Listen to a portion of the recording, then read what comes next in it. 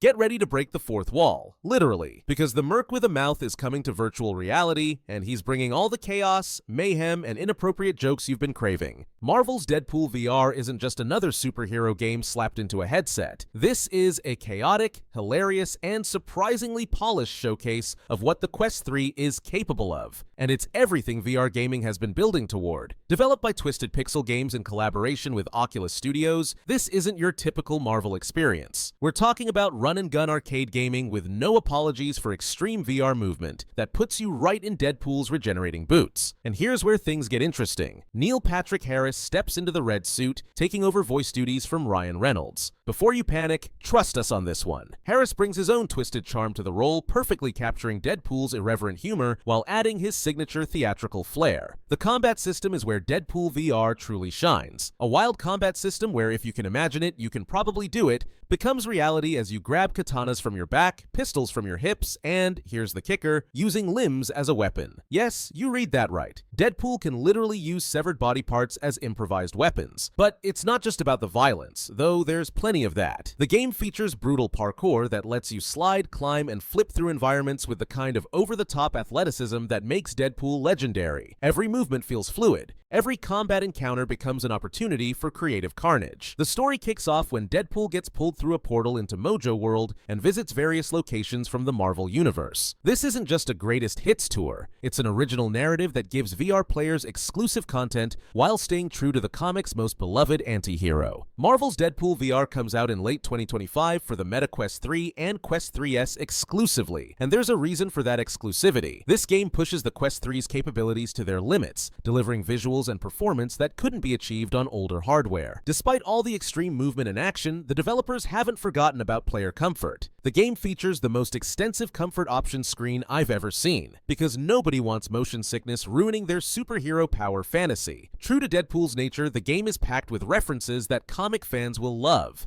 Deadpool's guns are named Romy and Michelle, a delightfully unexpected reference that shows just how deep the humor runs. What sets this apart from other VR action games is the sheer variety. You can slide, you can unsheath and swing your swords, and you can chop off limbs. When you put all of those things together, you get a magical moment that feels completely improvised and hilariously excessive, which is exactly what Deadpool should feel like. Early hands-on impressions are overwhelmingly positive. Critics are calling it the much-needed shot in the arm for virtual reality gaming that the medium has been waiting for. This isn't just another licensed cash grab, it's a game built specifically for VR that understands what makes both Deadpool and virtual reality special. Mark your calendars for late 2025 because Marvel's Deadpool VR is shaping up to be the R-rated VR experience that finally delivers on the medium's promise of complete immersion. With Neil Patrick Harris bringing his A-game to the voice work, combat that's both strategic and gloriously chaotic, and a story that spans the Marvel Universe, this might just be the VR game that converts skeptics into believers.